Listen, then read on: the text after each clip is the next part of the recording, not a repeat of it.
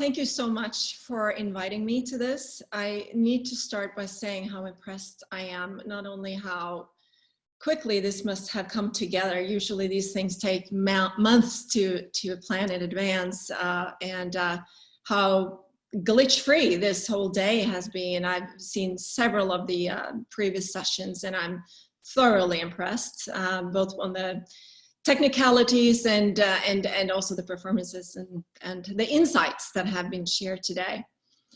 I'm not going to try to compete with these extreme visionary, speculative, bold long-term futures. I'm a little bit more confined to the now, not this now, but more in a closer time horizon, if I can call it that. And I tend to be spending more time crunching numbers than reading sci-fi novels.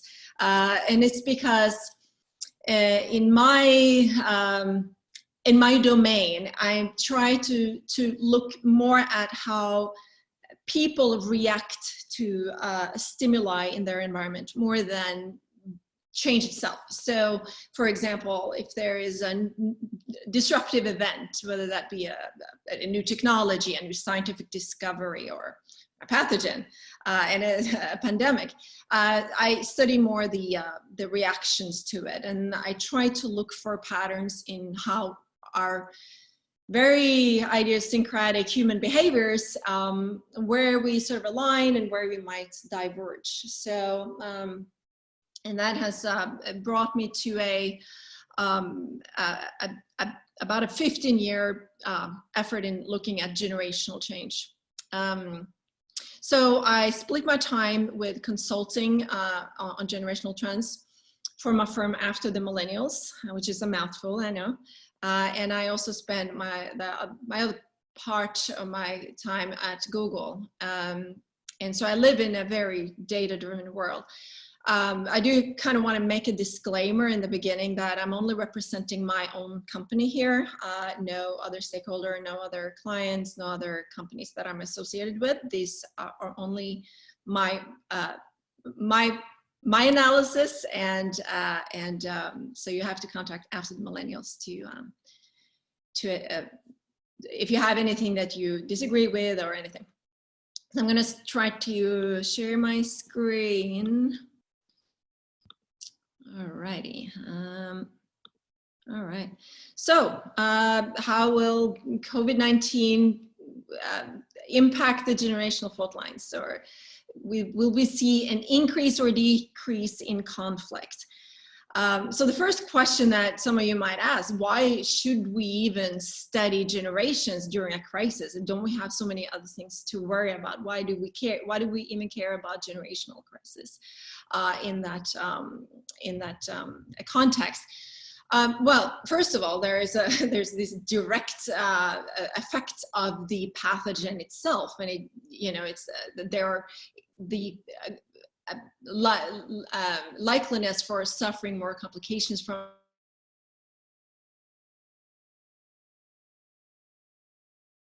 direct effects as well, that may or may not take on some generational difficulties. Now, I got a message that my internet is unstable, so if I break up a little bit, I may apologize. There's a thunderstorm outside, so that might have something to do with it. So anyway, how we respond, how different stakeholders and different type of people respond in this crisis might create some scenario for how this is going to cascade into other domains of society in the future. So that's why I think it's important to keep that as one dimension into this this crisis, or into this perspective. So traditionally, generational research has been used as a segmentation tool, as a tool to categorize different type of target markets. And now I think that market research is moving more into a data-driven type of segmentation, where you can use this vector space models, and you don't have to necessarily define people by these very crude parameters. You can look at their past behaviors because we have enough data. So you might actually end up finding out that someone in that generation is, for that particular market, they tend to have more in common with these other generations. So it's not so useful anymore as a market segmentation tool. But it is, for futurists, is an interesting precursor of change. Because it turns out that when many people go through a certain type of change at the specific life phase, we tend to get some momentous effect. It's more than if just one subgroup is experiencing that change. It's a whole generation experiencing change at the same time. So we can use that both as a signal to what might unfold in the future, and we can also use that as more practical insights into how we can adjust the current systems that we have. Now, generational research is tied to economics, and it's tied to sociology, and there's been a lot of theories that the way that we see generational differences is in waves and in cycles. It's very often said that, you know, it takes history repeats itself, and the reason history repeats itself, or at least it rhymes, and the reason that it rhymes is because, you know, you have a lifespan and then you have forgotten. History forgets over a lifespan. So you have, for example, those people who lived during World War II. I remember growing up on war stories, and I think most people in my generation and those who are older than me, we grew up with those war stories and hearing about how life was when you don't have democratic systems that work, and now we've kind of moved away from that period. So now we're actually seeing a militarization in certain among certain subgroups, at least, and there's a decline in interest in democratic functions amongst young generations, precisely because they don't have that collective memory, you could say. So one of the first cyclical theories was a Russian economist named Nikolai Kondratiev. He ended his life in a gulag in the Soviet Union, but he was one of those who were looking at how you have these long super waves in the economy, that you first have a tendency for economy to expand, and then you have this plateau, and then it goes down, and then you get a new shift. So he talked about these different waves. So we're now embarking on the 6th Kondratiev wave. There's been many intellectuals who have been inspired by Kondratiev. Joseph Schumpeter comes to mind. Carlota Perez is a very interesting economist from Venezuela. And she's talking about these techno-economic paradigms or industrial paradigms, where you see these expansions and declines in the economy in conjunction with technology and technology innovation. And she postulates that you can see this S-curve as two parts of a cycle, or two different forces behind it. And one, which she calls the initialization or initialization phase. And that's when you have all of these new entrepreneurs and all of these new capital and investors that try these new technologies and see how these come together. And then you have a shift, and then you go into what she calls a deployment, where you have a more wide adoption. It becomes more ingrained into the into this stable economy, and it becomes the new standard, so to speak. It's interesting to see this disruption that we're undergoing right now in Perez's perspective, because this might actually be that junction that catapults us into the deployment phase of her cycle. There's also some economists and financial analysts at this time that are speculating that we're entering a new depression, and that makes sense in the sense that we are already in a sort of a recessionary era, which for many people who follow the stock market, it doesn't seem to make sense because the stock market has been doing very well. But what many of these macroeconomists are pointing out is that it's been kept artificially alive by expanding the government debt and by the debt in general. So we're seeing a stock market crash and also a credit market crisis. And so there's a lot of uncertainty as to what's going to be happening there. Most well known is as a cyclical generational theorist are the here in the States in a way are the Strauss and Howe, whose seminal work is based on these that generations are a product of what phase on this cycle, on the S curve that they're born into, and when they undergo these different life phases, so to speak. And so if we look at, you find it in the data, you find these S curves in a lot of these S curves, there's a lot of overlap. And so you can, when you focus on demographic shifts or such as birth cohorts, if you look at I could superimpose the gene index on this, and you see these different ebbs and flows in the economy. You could even transpose some psychographic cycles and opinion, political. There seems to be a shift in political polarization, where now we're at this height of political polarization, and rising authoritarianism in many places. So it's interesting to view all of this from a cyclical perspective. Not that takes away the need for data, because you have to substantiate all of these theories with the data. It's just that the data tends to support many of these theories, at least at the moment.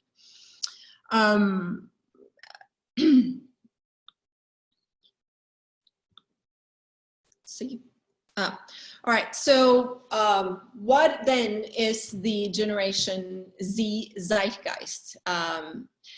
Well, they were born into what's becoming an increasingly volatile society. So from Strauss and Howe perspective, they talk of this as the fourth turning. So this generation is born into that dip, that crisis, where things are shifting, where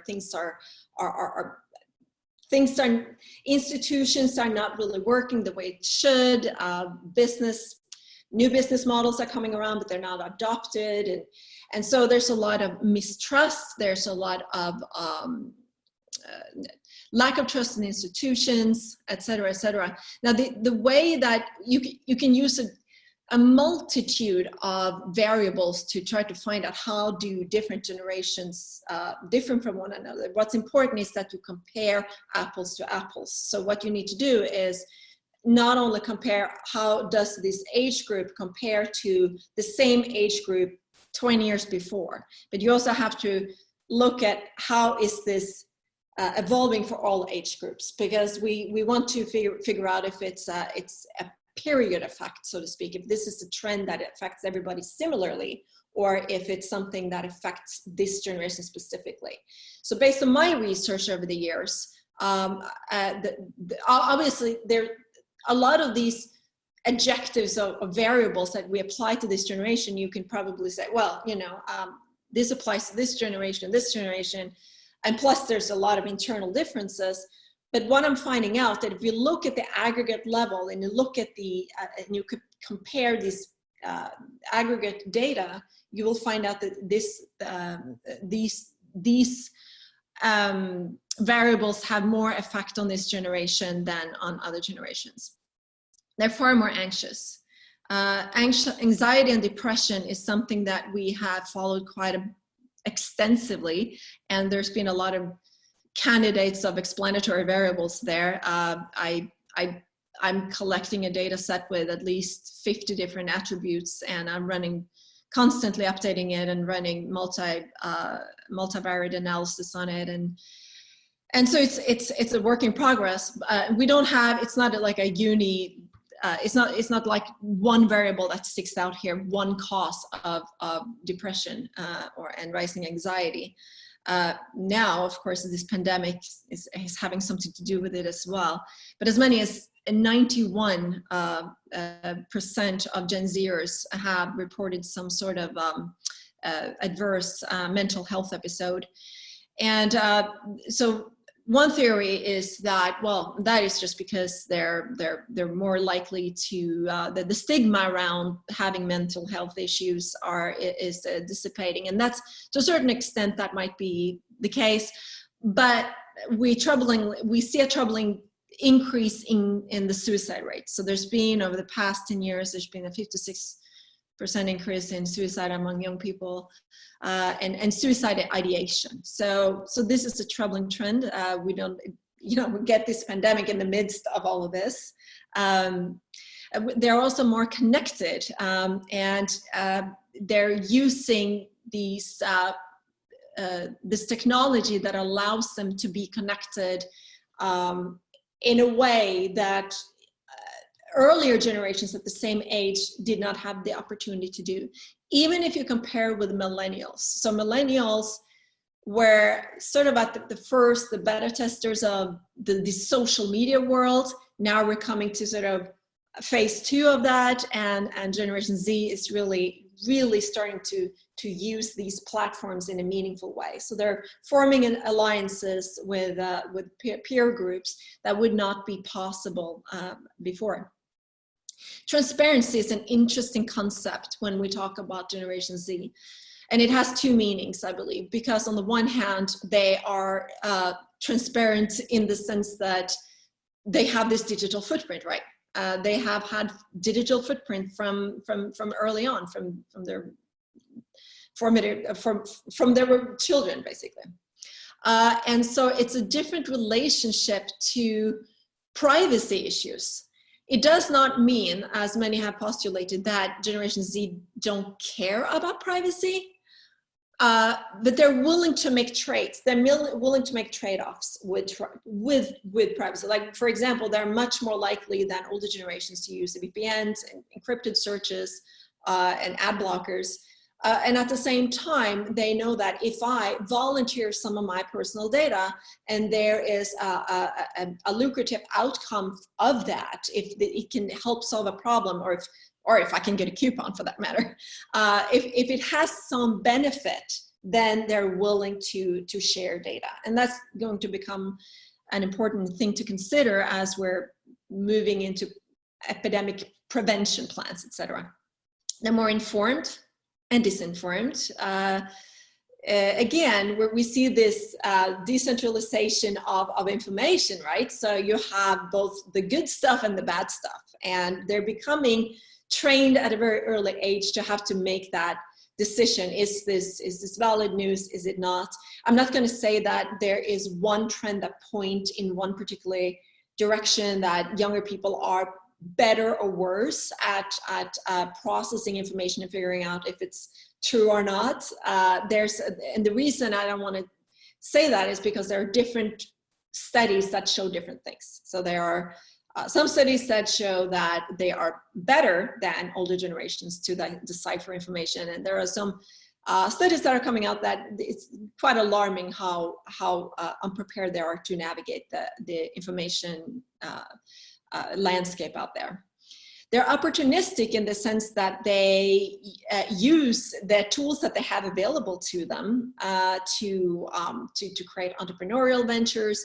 They're good at finding unique opportunities, and they're non-binary. And that concept of being non-binary, I want to expand a little bit on that, because I think that it's very often when we think of non-binary is that we think of them being more open to diverse gender identity, but it goes beyond that. It really is an effect of growing up with the ability to overcome geographical boundaries and using digital technology to create completely new social environments. So it's more possible for what we would consider an outlier behavior at some point in history the people who don't feel like they have connection in their local community, they can use these platforms to find a support system elsewhere, and it comes quite naturally to them, and therefore they are willing to experiment more with different social individualities and different affinities. They're able to kind of create a wider plethora of identities that they can experiment with, and they're able to see a lot more different points of view.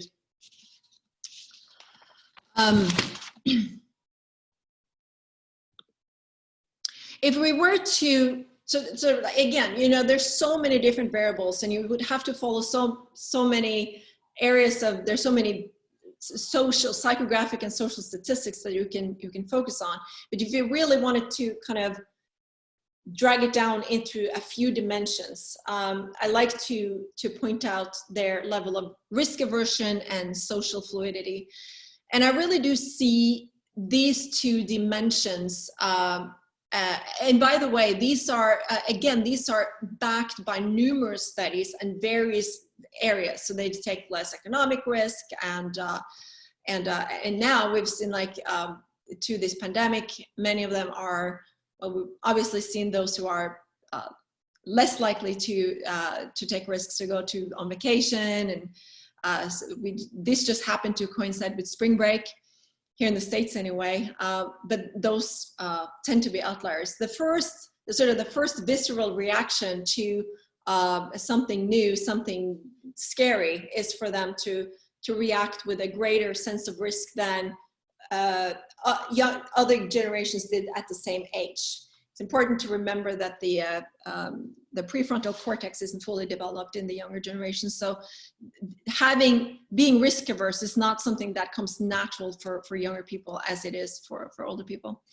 And this willingness to be socially fluid and experiment with different social configurations. I believe that these traits are a reaction to an increasingly volatile world, increasing change, that they're less willing to, there's less stability in their social environment, so they have to kind of create that stability for themselves, but they also have to have that agility and adaptability to whatever is happening around them. For example, just this is the age where Generation Z is now looking for going out in the job market. They're now trying to figure out, you know, what are their what type of educations should they embark on, etc. And now when you think that a company is decreased just since the boomers were young, most companies had an average lifespan, I think, of 60 years, and now it's close to 10.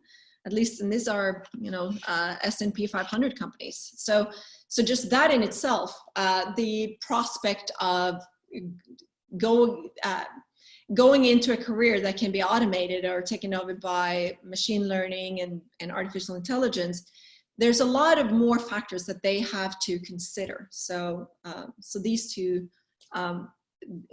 dimensions are kind of creating that coping mechanism.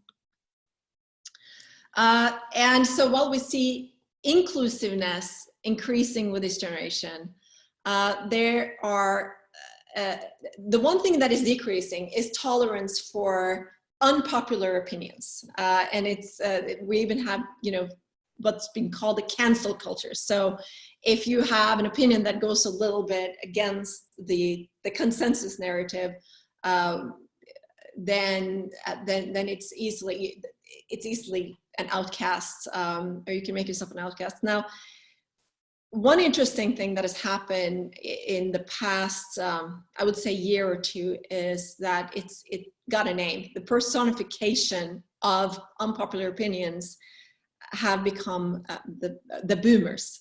And I think where we really started to see this is the past crisis that we faced collectively as a society was probably last year, when it became obvious that we have a very narrow window of time that we can make radical change in our behaviors and our policies to mitigate climate change. And this quickly took on a perceived generational divide, so to speak, because we heard from louder people from older generations who would not be on the supportive side of young people. Of course, again, these are outliers. This is what digital technology makes possible. It's the loud voices that you hear the most. You don't really necessarily get the statistically representative, you get the loud voices. But it's interesting how this has kind of been all thrown into that bucket called boomers. And unfortunately, it becomes a little bit mainstreaming of ageism, and ageism that unfortunately goes both ways. And that's why I'm interested in how will different generations respond to this crisis that we're now in, based on that tension on those fault lines that we already had. So again, you know, this is a generation that perceives inertia from a tone-deaf gerontocracy, which may or may not be representative, and it probably isn't. But that's what we have to deal with. So if you go to Google now, or any search engine, well, if you go to Google and you type in boomer remover, you will get over 17 million results. And that is sort of the ironic twist in the plot line for Generation Z, where they have talked about the effect of climate change and felt that older generations don't really have their best interests at heart, because it's just something that affects the younger ones and not the older ones. And then, hey, here's this virus that threatens to only take out the older people. So here our response, we're going to show that similar attitude, which is kind of tasteless, but that's the context of how we have to understand this reaction. But then there's other sort of there's this ability to use this crisis to bridge these conflicts as well, because until now we've had very different platforms. So older generations have used a different type of media than younger generations. So now we see these older generations coming out and starting to use these platforms that younger generations have used for a long time. So it creates this opportunity to create new spaces, to finally get the laggards on board and move us towards that future where again, we're literally on the same page, or literally on the same network, so to speak. And what is interesting too is that the responses that we are now experimenting with in order to try to flatten the curve, they are very much aligned with Generation Z values.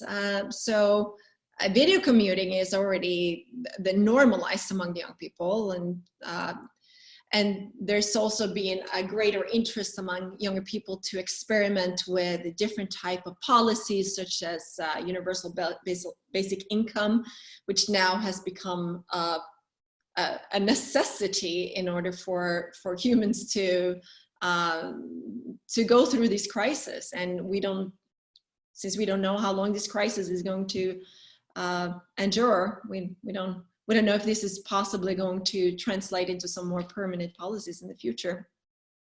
There also it also forces at least in the US to view the negative public health externalities with privatized healthcare, because in the past it was very easy to view a physiological illness or a disease as a personal responsibility, and now we see that this is having negative externalities for a whole society. If we don't have everybody on board, if not everybody can afford healthcare, we will have people in the communities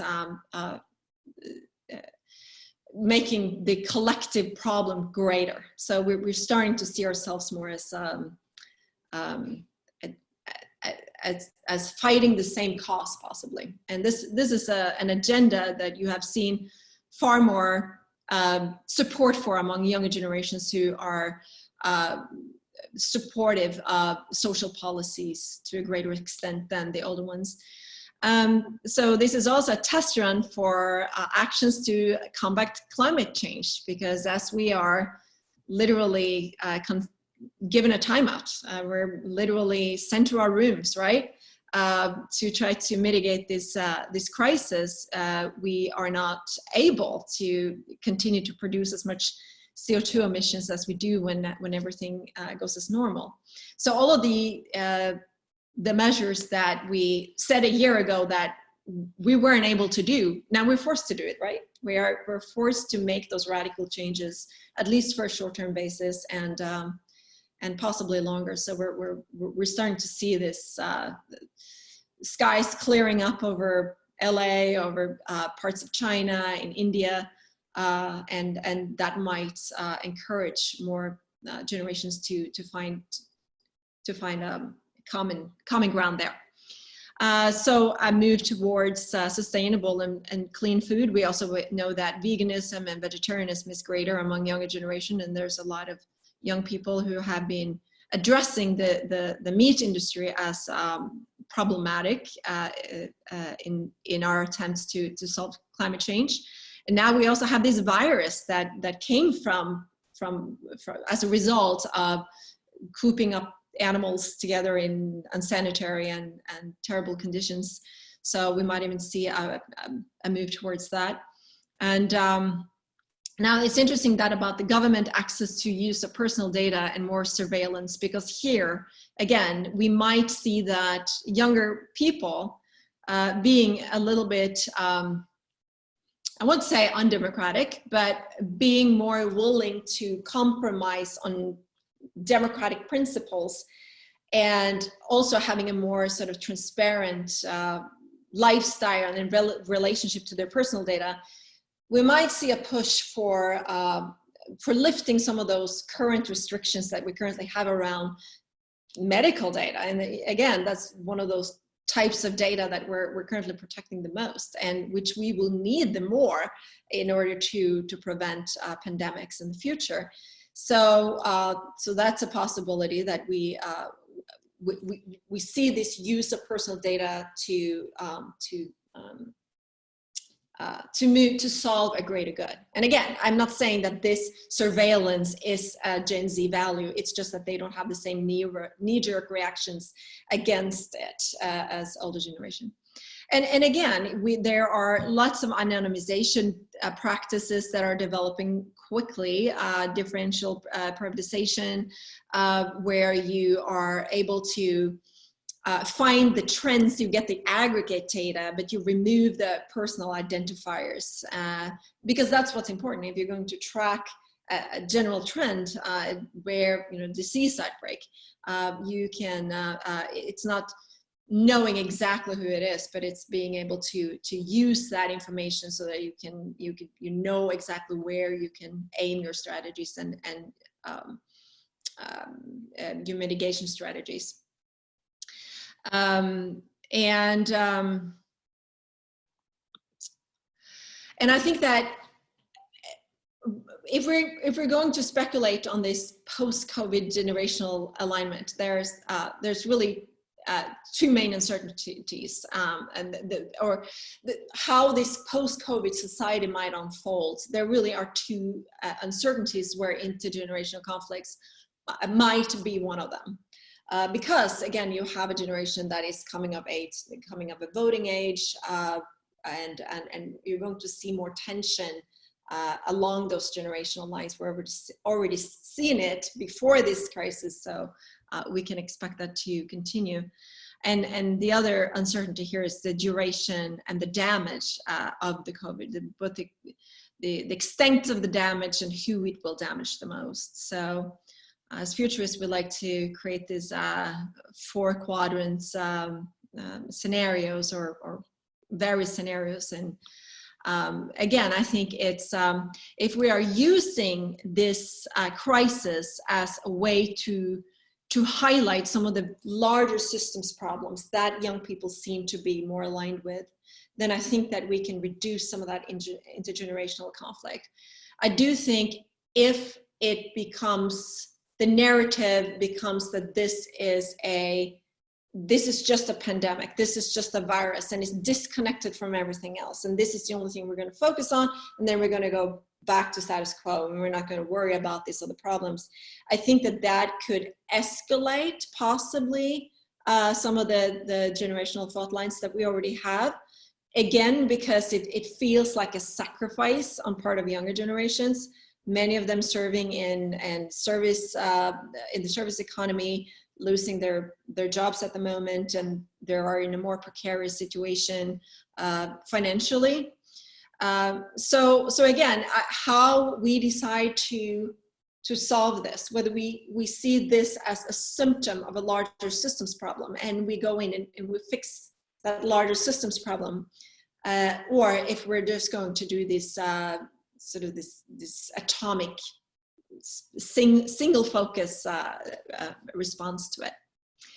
I haven't kept track of time, so I hope that I didn't go too far, but this is what I have, and I'm going to stop sharing, and I'm ready to take questions. And yeah, please reach out to me if you have any comments, or if you're curious about how I work and how my company works. I'll be waiting for that. Thank you. So, okay, I am supposed to try to figure out how to answer some of these questions. Okay, so Margaret Kretzy, the Strauss and Howe generational theory mapped America's history in terms of cycles, key events, and generational personas and archetype. This theory has been criticized for pseudoscience, but social scientists see the value in identifying these generational similarities, differences, and contextual links. How can we better merge science and humanity with regard to the future? Yes, it's been seen as a pseudoscience, and that's actually the reason that I try to really support this with a lot of data, and that's important for me. And I really don't think that you can do a lot of generational theory unless you have longitudinal data. You need tons of data and tons of longitudinal data, because you need to find support that there actually is a dynamic. I don't view it as science. I don't see Strauss and Howe or even any of these other cycles as science. I see it more as a framework that absolutely can be it can be falsified. It can be because if you find enough data that defies, their main theories, you can falsify that. But I think it's more useful to keep as sort of that's the roadmap. It's not really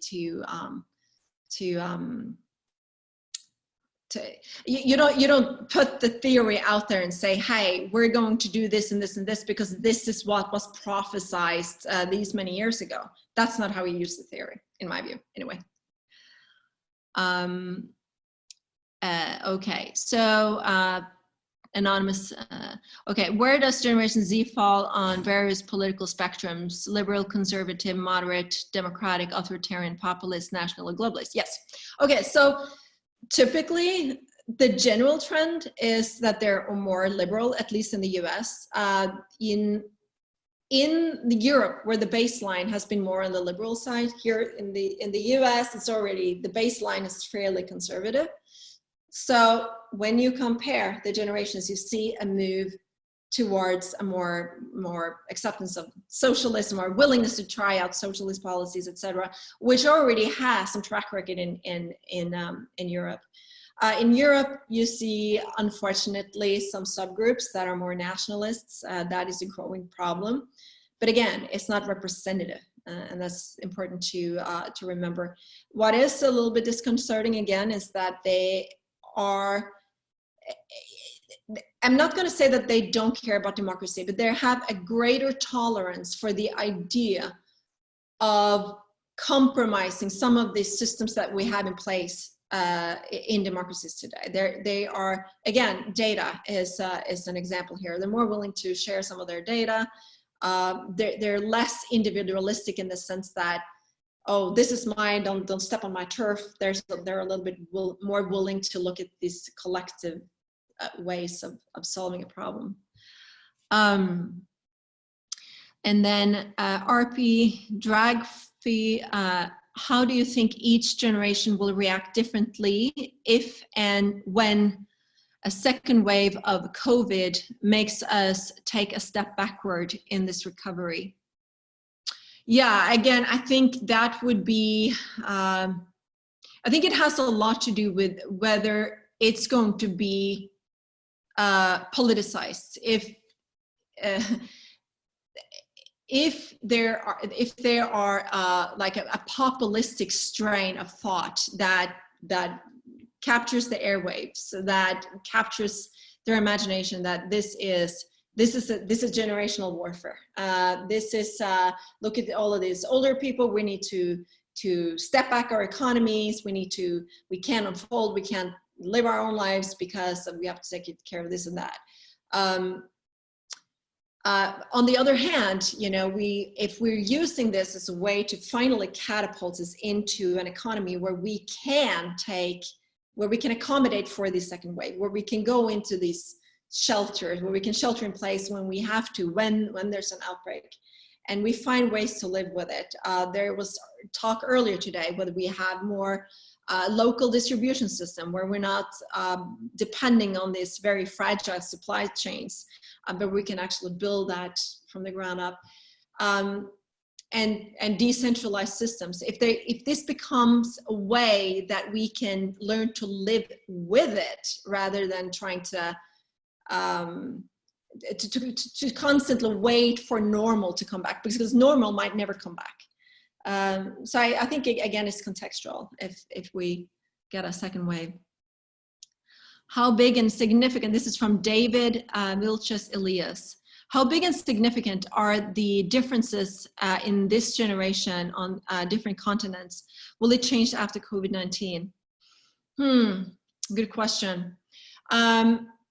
I don't have data from every single country, and even if I did, there's a difference of making a comparison to comparison. But these tend to be global trends. They used to, in the past, we used to see more differences between what happened, for example, back 10 years ago even, you know, you looked at millennials in Scandinavia, they were very different from millennials here. What you see now, because of globalization, because of these intercontinental communication platforms that Generation Z is using, we do see that there's a similar reaction in different countries. Interestingly, you do find a more general optimism actually about the future in some of the emerging economies than you do in the West. Actually, there's a little more sense of anxiety. I do believe that anxiety is a little bit greater, at least on the data that I have in the West, and that could have something to do with the fact that we look more at directions more than where we currently are. We look to the future. We look at, do I see opportunities in the future, or is it going this way, or is it going this way? And again, I think that COVID, again, has to do with how we see this as a part of a greater problem. I think it's important to remember, there was this study coming out several years ago, before we had all this focus on climate change, for example, where as many as 87% of Generation Zers on 20 different continents think they're going to run out of natural resources in their lifetime. Now think about that. That's major grounds for anxiety. So if we view this as a part of that problem, if this is being viewed as this long-term shift, as this long-term problem that have to be resolved from the ground up, then I think it could help diminish some of the generational issues. What about gender and generations? I think that, yeah, gender is a separate variable. I don't spend as much time looking at the gender differences, but there's more awareness among younger generations, not only about gender equality, obviously, but also to view as gender as a continuum more than as a dichotomous. I don't know that in terms of this particular crisis, I do believe that women tend to act with more care than men, at least the statistics that I've seen. So yeah. Okay, Anne. I think we don't have any more questions. So someone just said here that following up on the boomer remover slide, do you feel that the senior leadership in politics or business will heed the call? He's saying that in the chat. If they will hate that, no, wait. If they heed the call, or I guess. The call. That's one of those uncertainties. It's very hard to say. I think if, and I hate to say this, but if it becomes a major threat, if this becomes more than just a joke, if it becomes a part of Generation Z behavior, that they take less risk, or they take more risk, they're less concerned about doing their part to flatten the curve, then it becomes a political issue that really needs some action. In the current political climate, at least in the US, no, I think the current leadership, I don't think they care, to be quite honest. I don't think, I don't even know if they know about it, to be honest. There's another question from RP Dragfee. Considering people typically get more conservative as they age, will that happen to Gen Z too? And they become ultra dogmatic across several themes: climate, socially, fluidity. That's interesting. Yeah, that's a separate component. People tend to get also more conservative with age, not to the point that it removes that independent effect of birth cohort. Birth cohort is strong, but yes, you do become more conservative as you age, typically. But conservatism also, you know, what is considered conservative is changing as well. One thing that is interesting is that the current configuration is that if you look at liberals, there's more congruency between older generation and younger generation on issues such as, for example, climate change, on social policies, etc. Among the steepest differences is you see among those who are conservative today. So I think that young conservatives are going to redefine what it means to be conservative. I think we're still going to have like this duality between liberal and conservatives, but I think that there's going to be the redefinition. And we could possibly even, and I hate to say this, and this is going to sound morbid, but it could be, if this is perceived as a typical generational problem, we might even in the future see policies where there are more structural ways to, I don't want to say get rid of people, but as people are old and unproductive, they are not going to be given the same care and understanding as we're giving them today. So I would hate to see a geriatric trend where we see people as being disposable because they're older and haven't done anything but causing problem for the next generation. But I am worried about that. I'm worried about a narrative where that becomes a problem, where you sort of pigeonhole a whole set of social issues on one generation, and then when they become old and feeble, they have to pay the price, if you know what I mean, if there's like a vindictiveness there. Oh, there's some more. I just didn't know how to do this. There's a chat here. Yeah, I don't see any more, but if there's any more questions, I'm willing to. And of course, you know, I don't have really all the answers. I think that this is more, it's more important to look at the various data and and try to use that meaningfully in creating scenarios. It's not to try to find the solutions in the data, or to try to find out based on what young people, how these alignments are now, but to think, several steps down the line, to think how, given what we see today, given the uncertainties around what we're seeing today, and given the generational fault lines that are already there, how can we use that information to envision different scenarios based on the reactions that how we respond to that. Yeah.